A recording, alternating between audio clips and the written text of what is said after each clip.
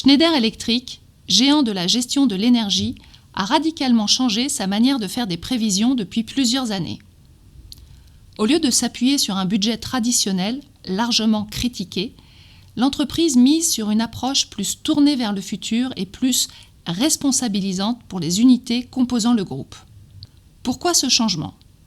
Les budgets classiques peuvent entraîner une multitude de problèmes.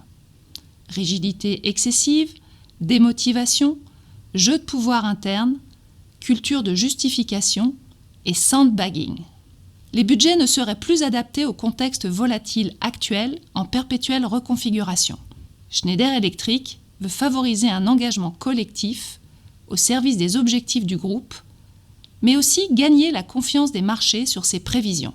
Pour construire notre étude de cas, nous avons mené une série d'entretiens et d'observations en 2023 auprès des responsables transformation finance de Schneider Electric. La problématique du cas. Comment une entreprise comme Schneider Electric tire-t-elle parti de cette approche sans budget ? Quels en sont les avantages, mais aussi les limites ?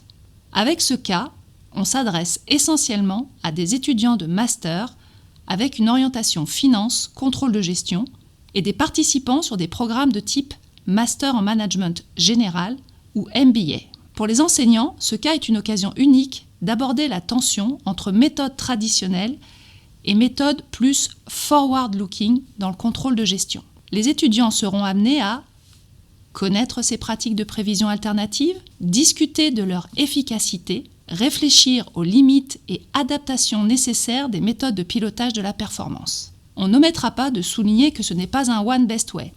En faisant émerger des limites possibles de ces nouvelles approches, comme le risque d'engendrer des pratiques hétérogènes et des surcharges dans les unités. Les étudiants pourront faire des parallèles avec les pratiques qu'ils observent s'ils sont en formation continue. Les étudiants en formation initiale pourront quant à eux porter un regard critique sur les processus dans lesquels ils vont être immergés à l'issue de leurs études. Et ils sauront être, pourquoi pas, innovants à leur tour. Ce cas Schneider Electric est non seulement d'actualité avec la volatilité importante que nous connaissons, mais il permet aussi d'ouvrir le débat sur les pratiques de gestion. C'est un moyen d'explorer des concepts comme le Beyond Budgeting ou d'autres comme le Guided Self-Control Management Model et de repenser nos approches de contrôle de gestion. Le cas ouvre sur des ressources bibliographiques et des podcasts dédiés à ces questions. En intégrant ce cas dans vos cours, vous offrez à vos étudiants l'opportunité de naviguer au cœur des enjeux contemporains du management et de la finance.